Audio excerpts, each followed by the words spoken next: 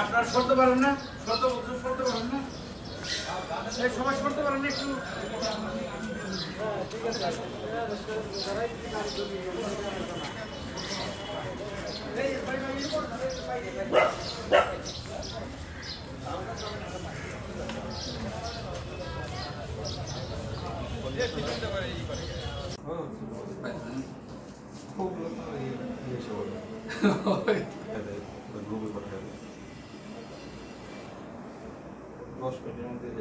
আছে, বাচ্চা যেহেতু আছে, ছোট বাচ্চা বা মা বা বিমোস সমাজ সেবা অধিদপ্তর অফিসার আছে, তারা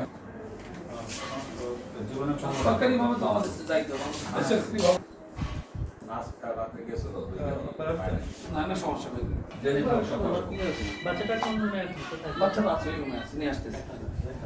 জাকির ভাই, কথা হচ্ছে সাংবাদিক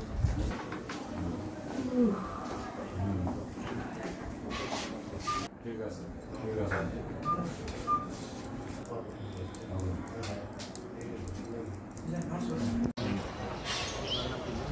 ভাই ওনার কাগজটা কি আপনার কাছে? আপনারা জানেন যে গতকাল বিকেল ৩টা ৩০ মিনিটে সাভার থানাধীন পাখিজার মোড় থেকে একজন ভুয়া কর্নেল নামক একজনকে গ্রেপ্তার করে সাভার থানা পুলিশ। তো সে বিভিন্ন জায়গায় নিজেকে কর্নেল পরিচয় দিত এবং তার কাছে সবসময় সেনাবাহিনী এসএসএফের যে লোগো আছে সেটা, স্টিকার, তারপরে 4 স্টার ক্যাপ, এছাড়া ওয়াকি টকি পুলিশের সেটা বহন করত এবং একটা প্রাইভেট কার নিয়ে ড্রাইভার নিয়ে সে ঘুরতো। সে বিভিন্ন জায়গায় হুমকি ধামকি দিত যে আমি কর্নেল, আমি তোমাদের এই মামলাটা নিয়ে দেখতেছি, অথবা তোমাদের এই যে এর সাথে এই রকম দ্বন্দ্ব আছে, আমি এখনই সেনাবাহিনী পাঠিয়ে আমি তোমাদেরকে ধরে নিয়ে আসবো, এই নিয়ে আসার কথা বলে তাদেরকে হুমকি ধামকি দিয়ে বিভিন্ন জায়গায় প্রতারণা করে তাদের কাছ থেকে মোটা অঙ্কের টাকা করে।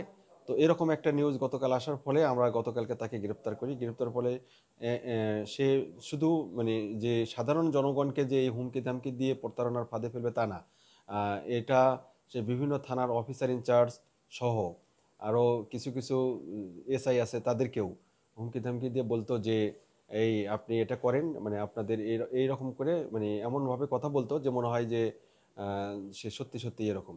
তো গতকালকে আমরা তাকে গ্রেপ্তার করেছি, তার বিরুদ্ধে মামলা প্রক্রিয়াধীন রয়েছে এবং পরবর্তীতে আইনগত যে ব্যবস্থা হয় সেটা আমরা সব কিছু গ্রহণ করব।